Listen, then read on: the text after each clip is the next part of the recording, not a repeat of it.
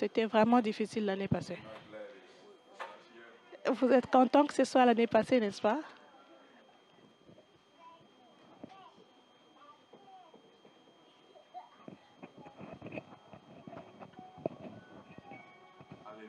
Amen. On m'a donné beaucoup de choses à dire et puis je vais entrer dans la parole. Le 15, ça c'est le dimanche prochain.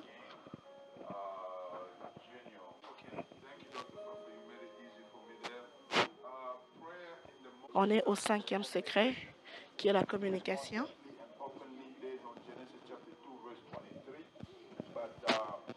On est parti de Genèse 2, verset 3. Aujourd'hui, nous allons voir Jacques 1, verset 19. Si tu as ce verset, tu peux te lever et on va lire ensemble.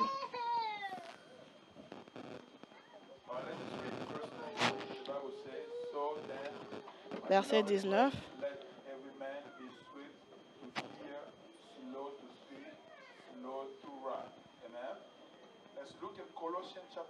Sachez, mes frères bien-aimés, ainsi que tout le monde soit prompt à écouter, long à parler et long à se mettre en colère. On va lire Colossiens chapitre 4, verset 6. Que votre langage soit toujours avec grâce, assaisonné de sel. Et c'est de la manière dont vous devez répondre à tout le monde. 1 Pierre chapitre 3, verset 15. Sanctifiez Dieu, l'Éternel votre Dieu, dans vos cœurs et soyez toujours prêts à défendre à tout le monde, à vous défendre devant tout le monde qui vous posera la question de savoir quelle est la raison de votre foi et votre espoir. Dis Seigneur Jésus, parle à mon cœur. On peut se rasseoir. Tous ces 2 versets ou 3 versets. Et le contexte, c'est un contexte de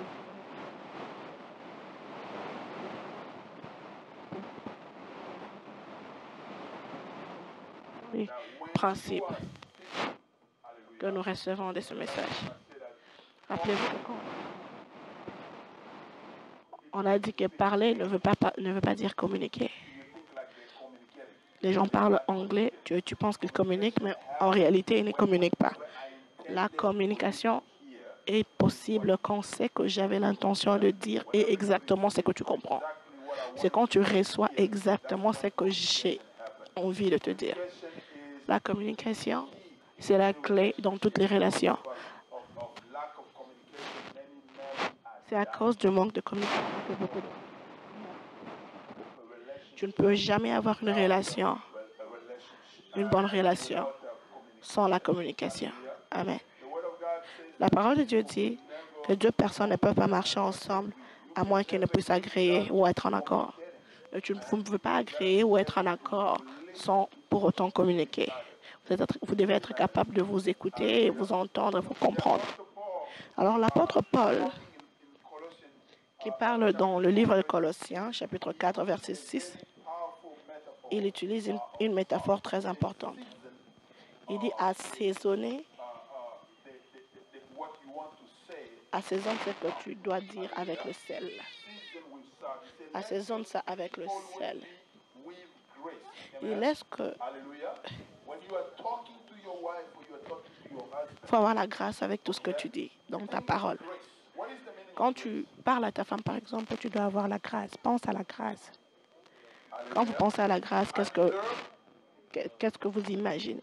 Quand vous entendez grâce, ça vous fait penser à quoi? Ça veut dire quoi? C'est quelque chose que vous recevez que vous ne méritez pas, n'est-ce pas? Alors, vous ne venez pas parler aux gens avec une attitude.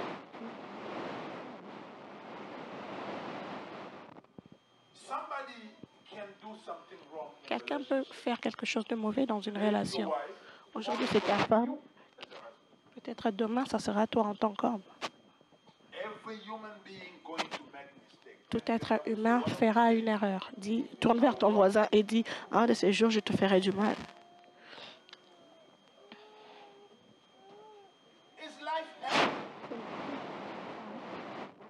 Parce que tu es imparfait.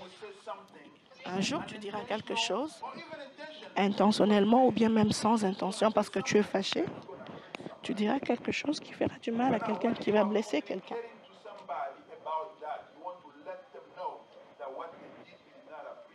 Maintenant, quand tu communiques avec quelqu'un pour lui dire que ce qu'il a fait, tu n'apprécies pas, l'apôtre Paul nous dit que quand tu viens avec grâce.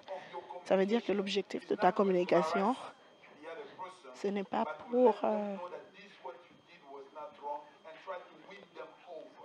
détruire ou bien faire descendre la personne à qui tu parles, mais c'est pour l'intention de le remonter. Voilà pourquoi il dit tu dois assaisonner ta parole avec le sel. Le sel, dans le temps de Paul, c'était comme un réfrigérateur, parce qu'on utilisait ça pour préserver la nourriture. Le sel était aussi ce qu'on utilisait pour donner la saveur à la nourriture. Et on le fait toujours aujourd'hui, n'est-ce pas? Ça n'a pas encore changé. On a des réfrigérateurs, mais pour la nourriture, la saveur, on n'a pas encore trouvé autre chose, c'est le sel. Voilà pourquoi la Bible nous dit que nous sommes le sel de la terre. C'est pour dire qu'on doit voir comment tu changes. Quand tu es quelqu'un quelque part, tu dois rendre le monde un endroit meilleur pour les autres. Quand toi, tu es quelque part, tu es la lumière du monde. Voilà pourquoi si les choses ne marchent pas quand tu n'es pas là, quand toi tu viens, les choses doivent changer. Alors Paul dit notre communication doit être exactement comme ça. Tu n'es pas là pour briser ton partenaire, tu es là pour le préserver.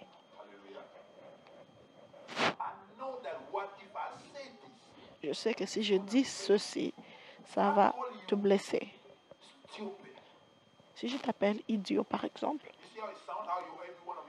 vous voyez comment vous me regardez? Peut-être vous allez dire, j'ai dit le mot avec S. Pourquoi tu dis ça? C'est parce que ce n'est pas un très bon, ce n'est pas un bon mot. Mais combien d'hommes regardent leur femme et disent ça? Ils le disent comme ça clairement. Tu ne sais rien, tu ne connais rien, tu ne deviendras jamais quelqu'un. Je ne sais même pas pourquoi je t'ai épousé. Tu es S. C'est-à-dire tu es stupide.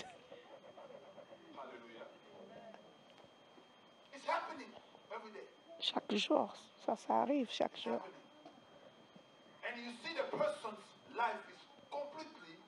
Et tu vois quelqu'un qui est brisé dans son cœur. Et tu te poses la question dans ton cœur, tous les je t'aime qu'il avait l'habitude ou qu'elle avait l'habitude de me dire, est-ce que c'était un mensonge?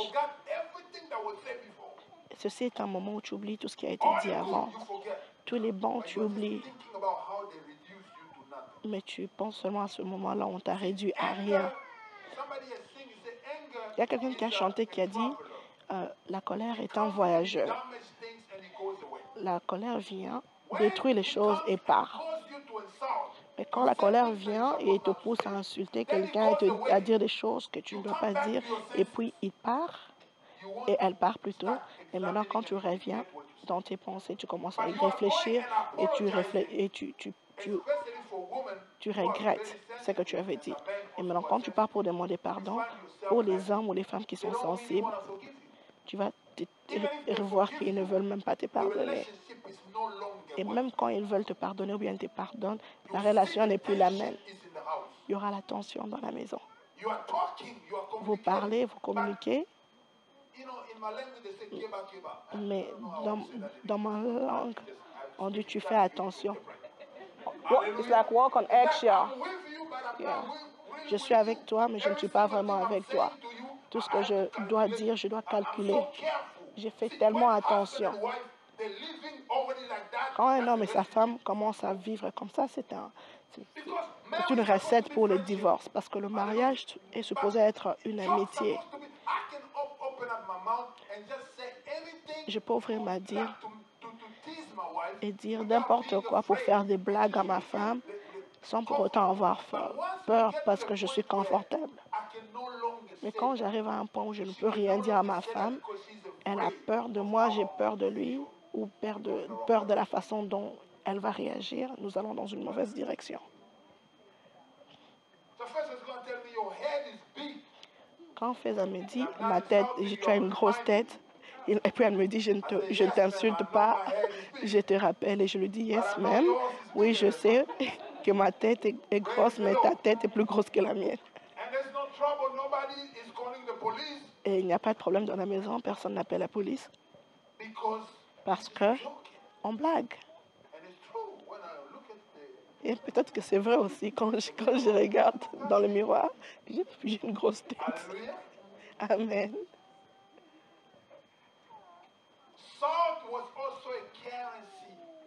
Le sel était aussi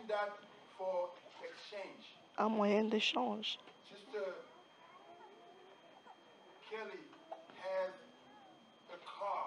Sister Kelly, en ce temps-là, il n'y avait pas de voiture. Sister Kelly, par exemple, a des vêtements, elle est en train de vendre ses vêtements.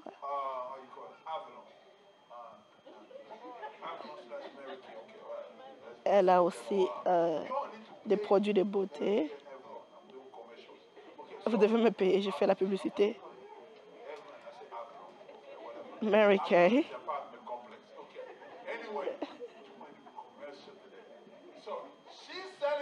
Elle vend ses choses, ses marchandises.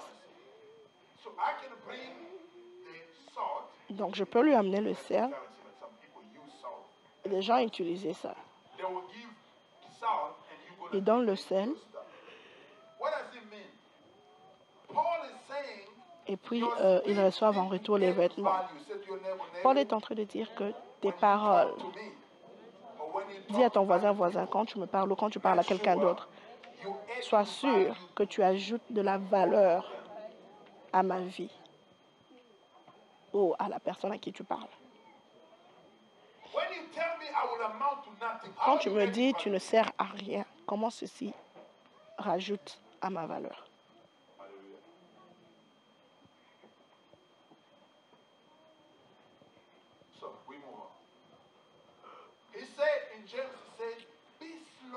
Dans Jacques, il dit, soyez longs à la parole, mais prends à écouter. Donc, dans vos conversations, tu dois entendre plus. Je vous ai dit que ma maman avait l'habitude de me dire, Dieu t'a donné 2 oreilles et une bouche parce qu'il veut que tu entendes plus, que tu écoutes plus et que tu parles moins. Maintenant, je viens de me rendre compte que je parle plus que je n'écoute.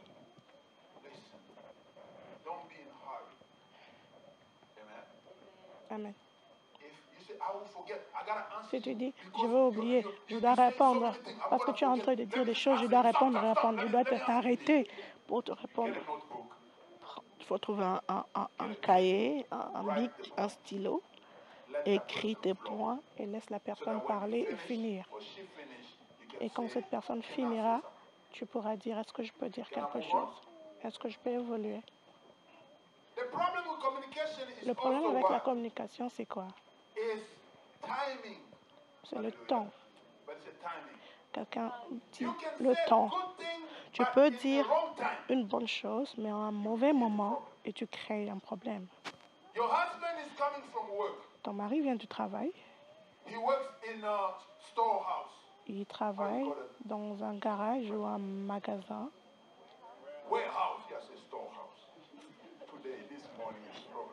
Ce matin, c'est problématique. Il travaille, on l'a dérangé toute la journée par son superviseur.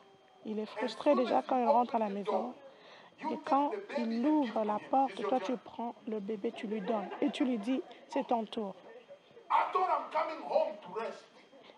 Il pense qu'il vient à la maison pour se reposer, mais il vient trouver un autre travail. Et j'ai un nouveau superviseur qui me donne le bébé et n'a aucune miséricorde. Et il ne sait même pas comment j'ai été traitée à l'entrepôt toute la journée. Et tu t'assois là, il commence à te bombarder. Tu as fait ceci, tu as fait cela. Je t'attendais pour que tu viennes. Tu as fait ceci, tu as fait cela. Tout ce que tu dis est vrai. J'aimerais t'écouter, mais ce n'est pas le moment pour ça. Permets à la personne de se reposer un peu. Esther nous apprend comment la communication doit se passer dans le mariage. Elle a créé le meilleur moment. Même quand le mari lui a dit, on a lu Esther la fois passée, même quand le mari lui a dit, dis tout ce que tu veux, même la moitié de mon royaume, je te donnerai. Esther a dit, non, pas aujourd'hui. Parce qu'elle a discerné pour dire, je peux dire quelque chose de bien maintenant, mais l'atmosphère n'est pas encore préparée. Dis à ton voisin, prépare l'atmosphère avant de communiquer. Alors, quand tu as cet objectif, c'est-à-dire tu viens avec la grâce, je viens là pour te construire, je ne vais pas pour te diminuer, je bâtis l'atmosphère, je crée l'atmosphère. Tu dois aussi travailler sur le ton de ta voix. Le ton de ta voix détermine si tu respectes une personne ou pas. Quand tu élèves ta voix sur quelqu'un, ça veut dire que tu diminues cette personne. C'est un manque de respect. De la même manière que la femme a besoin du respect et que l'homme a aussi besoin de respect. Surtout l'homme. Les hommes ont vraiment besoin de respect. Tous les hommes disent Amen. Tout le monde a besoin de respect. Mais l'homme, il demande le respect, ce sens de l'honneur. Il en a vraiment besoin.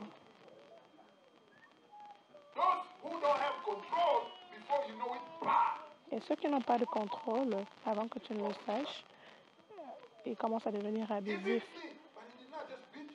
Oh, il m'a frappé, mais il ne t'a pas vraiment tapé en premier. Tu l'as tapé en premier avec tes paroles. Il voulait te montrer qu'il est un homme et il t'a frappé.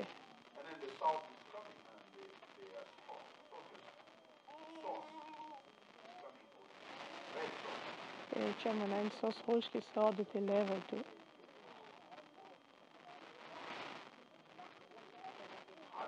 Amen. Je vais vous donner la formule pour une bonne communication et je vais continuer. Prière. Quand tu veux faire quelque chose d'important, la prière, en premier, plus le jeûne, plus le langage d'amour,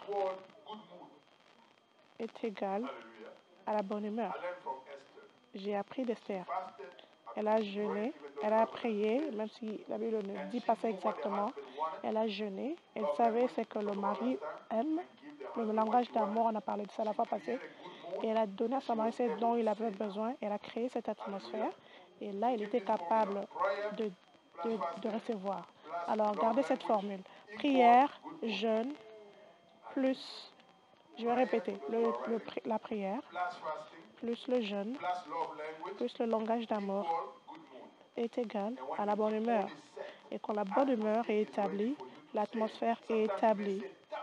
Parfois, tu peux dire des choses très difficiles, mais les gens t'écoutent parce que le ton est correct.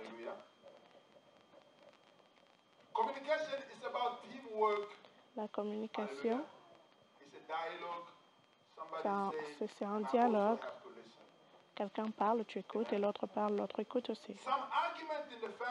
Il y a des arguments ou des discussions dans la famille qui créent des problèmes, sont généralement basés sur de petites choses. Quelqu'un dit le diable est dans les détails. Les mariages ne sont pas brisés à cause des grandes choses. Ce sont des petites choses qui grandissent et deviennent grandes. Qui est le meilleur cuisinier à la maison et qui aime la nourriture? Discuter en famille et décider qui aime ça, qui est meilleur dans la gestion des finances. Ce n'est pas parce que c'est pas seulement parce que tu es un homme que tu dois gérer les finances. Tu peux être quelqu'un qui dépense beaucoup. Et on ne peut pas te donner une carte. On a un compte. Ma femme et moi. On a un compte où je n'ai pas de carte. Parce qu'elle sait que je peux dépenser cet argent. Quand j'étais célibataire, je m'en foutais. Je pouvais prendre 10 personnes, les amener au restaurant et j'ai payé.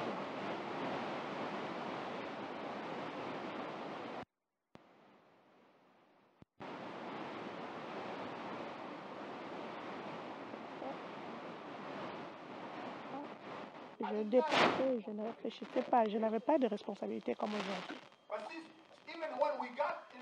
Et même quand on s'est marié, j'agissais toujours comme si j'étais célibataire. À un certain point, ma femme, c'est quelqu'un qui donne beaucoup. Et moi aussi, je donne.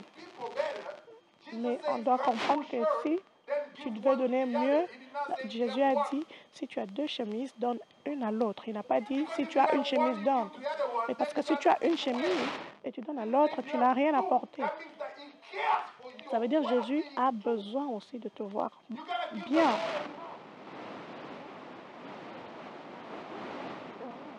C'est vrai que Dieu peut t'appeler pour une offrande sacrificielle. Quand tu n'as rien, il te dit, donne-moi ce qu'est en premier. Ce sont des circonstances particulières qui peuvent arriver, mais ce n'est pas quelque chose qui arrive chaque jour. Ce n'est pas chaque jour que le prophète est parti chez cette femme et a dit, fais-moi un pain.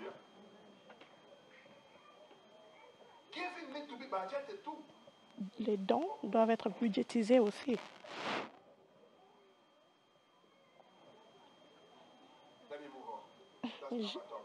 Ce n'est pas mon sujet aujourd'hui, alors Papa Steven va venir enseigner sur ça. Finance 101.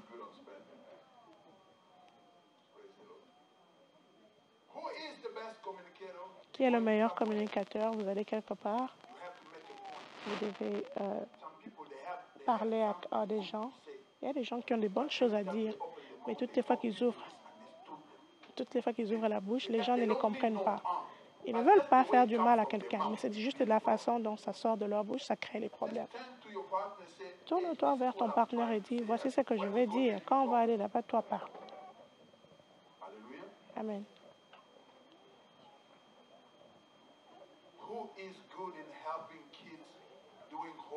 Qui est meilleur en aidant les enfants à faire leurs devoirs? Tu aides les enfants à faire les devoirs, tu es là en train de les insulter toutes les fois. Stupide, toi, tu ne sais pas faire ceci. Toi, tu fais ceci, tu fais cela, tu tapes les enfants. Et les enfants sont terrifiés, ils ne comprennent même pas ce que tu es en train d'enseigner. Peut-être qu'entre vous deux, vous devez découvrir qui est le meilleur communicateur ou bien le meilleur enseignant.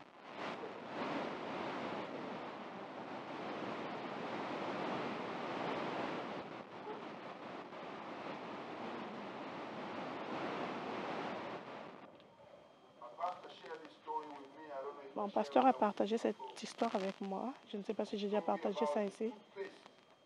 L'histoire de dentifrice. Il y avait un combat.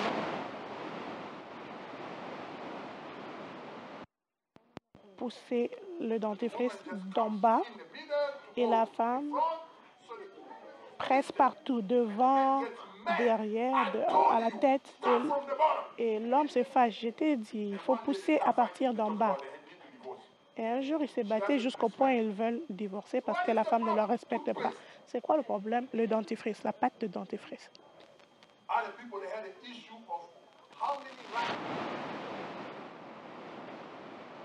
Savoir combien de rats avaient dans la maison. Ils regardaient la télé un jour et puis le rat est passé. Et la femme a dit, nous avons un rat dans la maison.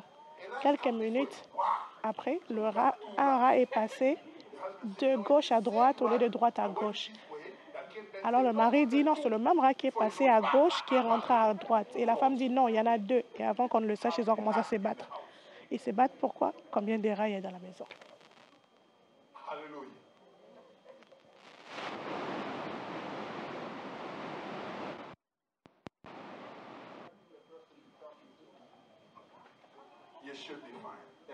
Amen. Je vous ai parlé la fois passée des langages d'amour. Et je vous ai parlé de langage corporel.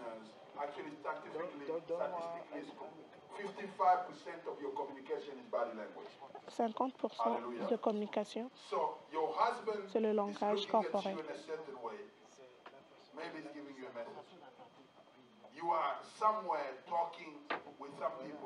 Parfois, vous êtes quelque part en train de parler à quelqu'un. Peut-être qu'elle te fait des signes pour te dire il est temps de partir. ou bien elle te fait des signes pour te dire que l'histoire que tu es en train de raconter n'est pas une bonne histoire, est un mensonge, ou bien change la façon dont tu es en train de parler. Donc, tu dois comprendre le langage corporel de ton partenaire. Ils peuvent te dire pars, mais de la façon dont elle se positionne, de la bouche, ça sort pars, mais dans son langage corporel, dans ses actions, elle te dit de ne pas partir. Donc, tu dois être capable de lire le langage corporel de ton partenaire. Je voulais dire quelque chose, mais je vais dire ça dans nos autres réunions. Le sixième point, le sixième secret, Genèse 2, 14. Plutôt, Genèse 2, 24. C'est vraiment important et j'aimerais qu'on le comprenne.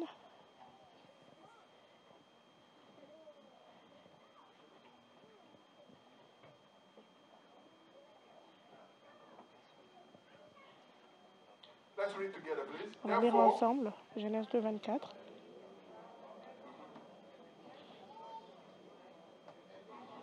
C'est pourquoi l'homme quittera son père et sa mère et s'attachera à sa femme et elle deviendra une seule chair. On peut lire encore. C'est pourquoi l'homme quittera son père et sa mère et s'attachera à sa femme et elle deviendra une seule chair. Est-ce qu'on peut me faire cette faveur et lire la troisième fois? C'est pourquoi l'homme quittera son père et sa mère et s'attachera à sa femme et il deviendra une seule chair. Vac aussi, est-ce que je peux t'utiliser? Est-ce que tu peux venir avec ta...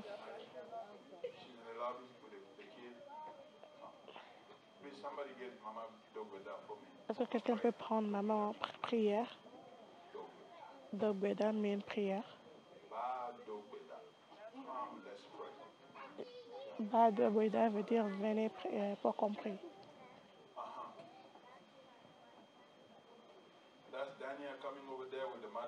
C'est Daniel qui vient avec la maman. Un de ces jours,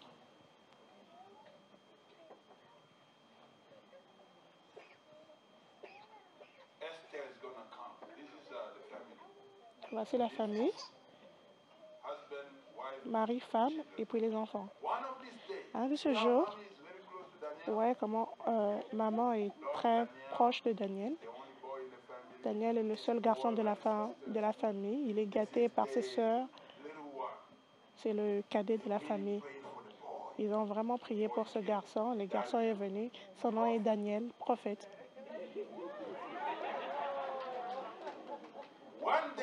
Un de ces jours, le prophète Daniel va grandir et il décidera de se marier.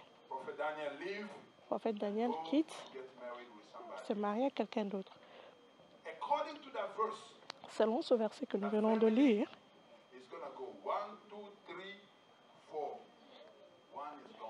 la famille sera de 4 personnes. 1, 2, 3, 4, parce que 1 est parti. Il va quitter pour aller commencer sa propre famille. Mais voici le problème. Maman a beaucoup d'affection pour Daniel, depuis l'estomac, depuis son ventre. Maman connaît quelle nourriture Daniel aime. Maintenant, Daniel est marié à quelqu'un d'autre.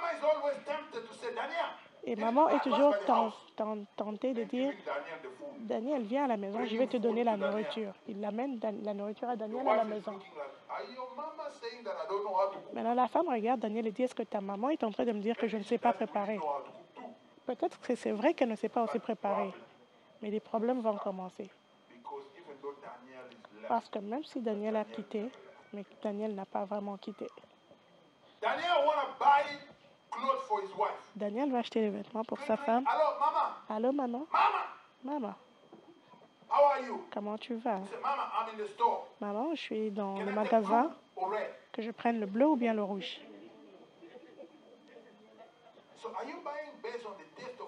Est-ce que tu achètes selon le goût de ta maman ou bien les goûts de ta femme?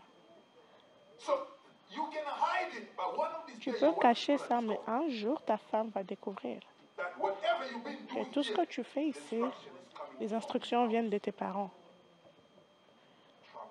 Et les problèmes vont commencer.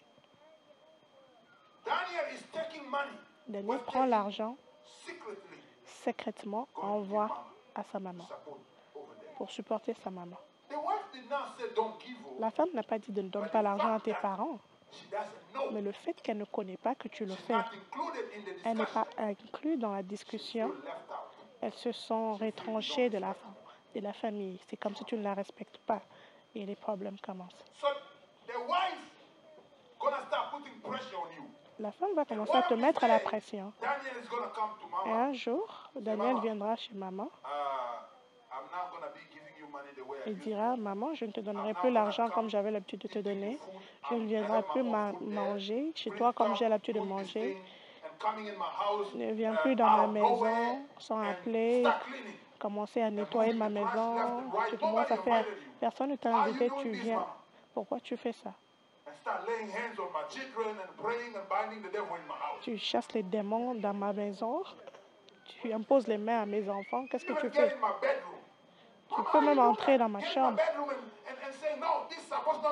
Tu entres dans ma chambre, tu dis non, ce miroir ne doit pas être ici. Tu commences à changer les choses dans ma chambre. Maman, pourquoi tu fais ça? Mais maman ne comprendra pas que c'est l'initiative de Daniel de parler de lui parler comme ça. Et elle pensera toujours que c'est sa femme qui a poussé Daniel à dire ça. Alors maman prière va haïr la femme de Daniel. Maintenant, maman va commencer à parler à ses filles. J'ai rêvé la nuit, j'ai vu.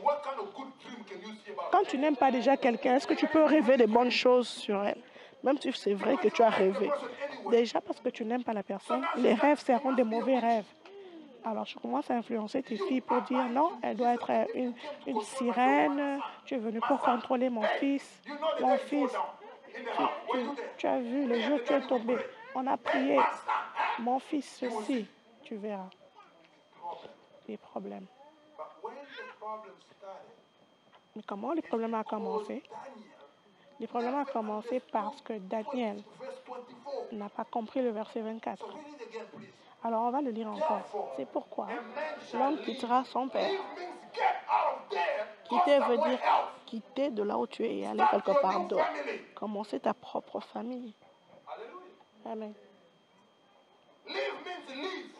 Quitter veut dire quitter. Est-ce qu'on peut acclamer pour eux?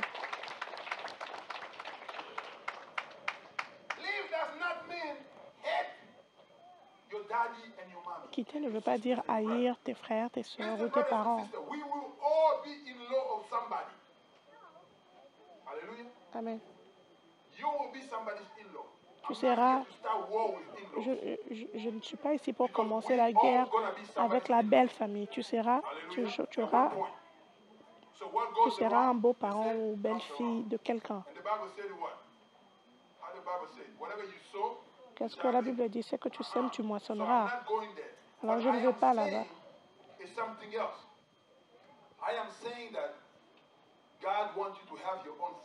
Tout ce que je suis en train de dire, c'est que Dieu veut que tu aies ta propre famille. Et il n'y a pas d'actionnaire dans la famille. Ta famille, ce n'est pas seulement la famille biologique, c'est aussi tes amis. Tes amis viennent dans ta maison et donnent des instructions, te disent ce que tu dois faire.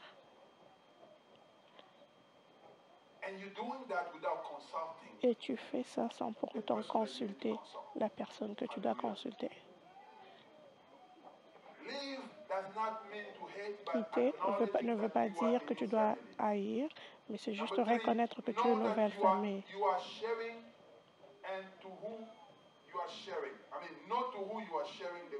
Troisièmement, tu dois connaître à qui tu es en train de partager les informations qui viennent de ta famille. Ton père, ta mère t'aiment, tes frères, tes soeurs t'aiment.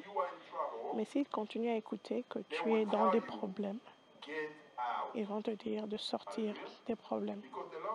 Parce qu'ils t'aiment. Est-ce que ça a un sens?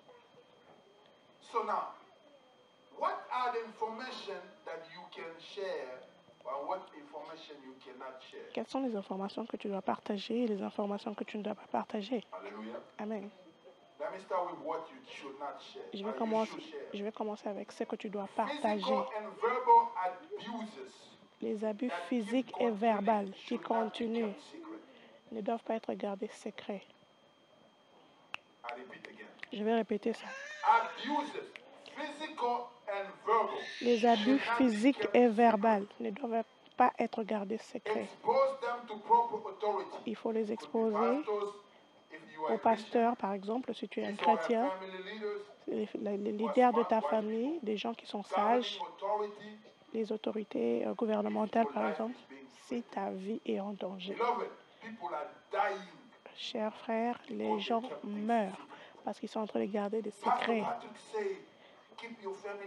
Pasteur Patrick a dit, il faut garder ta famille en secret. Je vais rendre ça clair. Il y a des choses que tu ne gardes pas. Il y a des choses que les gens doivent connaître. Et une jeune femme, une Nigérienne, on connaît l'histoire, n'est-ce pas? Elle chante très bien. Et vous connaissez l'histoire, non? Elle a été frappée. Elle ne disait rien. Elle vient, elle dit, comment tu vas? On lui pose la question, comment tu vas? Je suis bénie, tout le monde va bien à la maison. Il dit, tout va bien. Mais tes yeux sont Elle disait qu'elle est tombée dans la douche et tout ça. J'ajoute, c'est vrai, j'ajoute des commentaires. Un jour, elle est morte. Comment elle est morte? L'homme l'a frappée. Pendant tout le mariage. Il y a aussi une autre femme, une prédicatrice. Avec son mari, il faisait des réunions de mariage. Ils allaient enseigner aux gens comment aimer les autres. Mais ils se battaient tout le temps à la maison. Voilà pourquoi tu dois faire attention quand tu enseignes des choses que tu ne pratiques pas. Dieu va t'exposer. Un jour, à la télé, information, qu'est-ce qui se passe? Et elle avait l'habitude de me taper. Ça fait combien de temps? Non, c'est depuis. Ça fait longtemps. Elle pouvait mourir. Il n'y a pas seulement les hommes qui abusent les femmes. Il y a des femmes qui abusent les hommes. J'ai entendu qu'un pasteur du Ghana a frappé la femme est morte. Mais les gens ont juste vu que le pasteur a tapé la femme et n'ont pas su comprendre pourquoi il a frappé la femme. La femme abusait le mari verbalement chaque fois. Et l'homme en a eu un fait et l'a donné un coup. Et ce coup, le diable était derrière le coup et la femme est morte.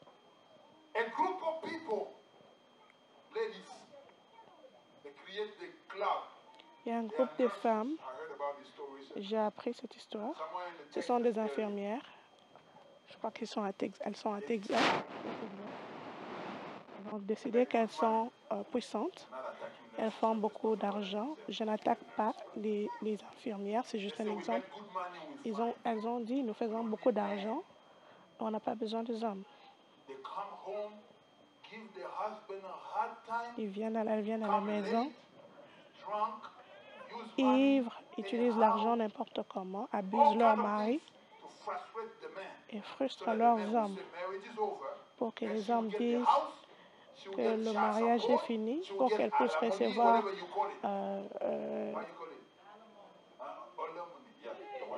le support marital. Ils vont prendre la maison et tout ça. Et l'homme va souffrir après.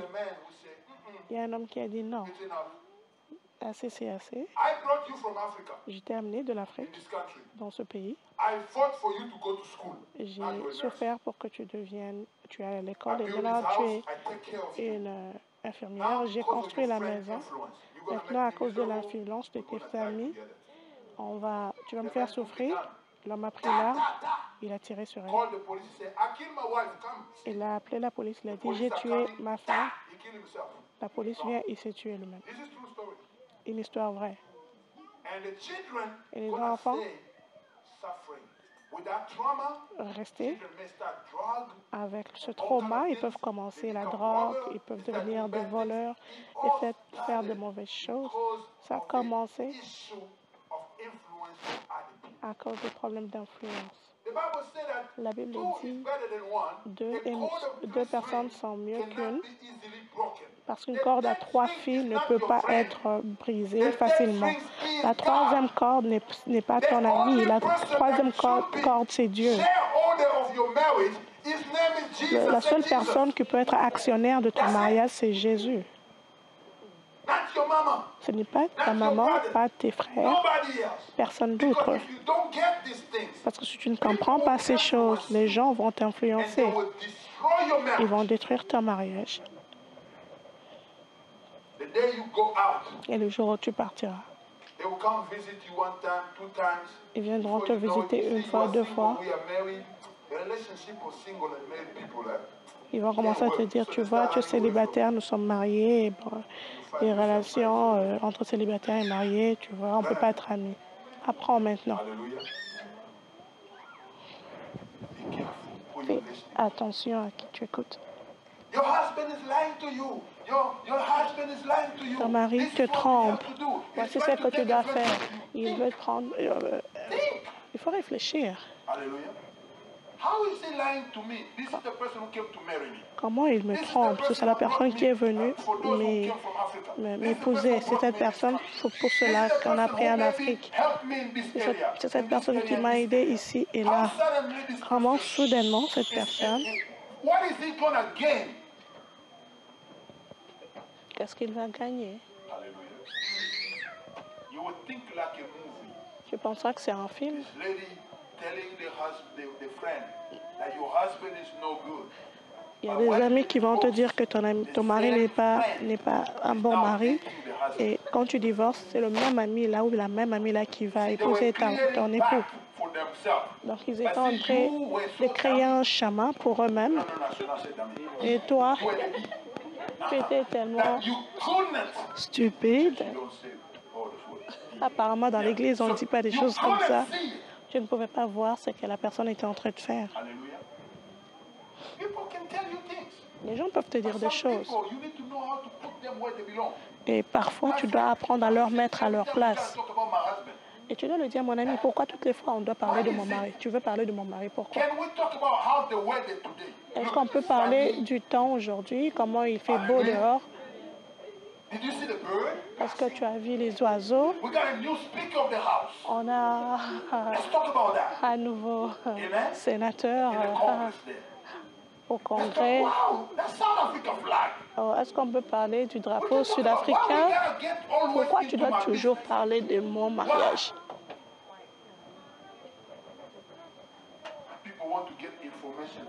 Les gens veulent recevoir des informations de toi pour utiliser ces informations contre toi. On va continuer plus tard. Que Dieu vous bénisse. J'aimerais que tu pries.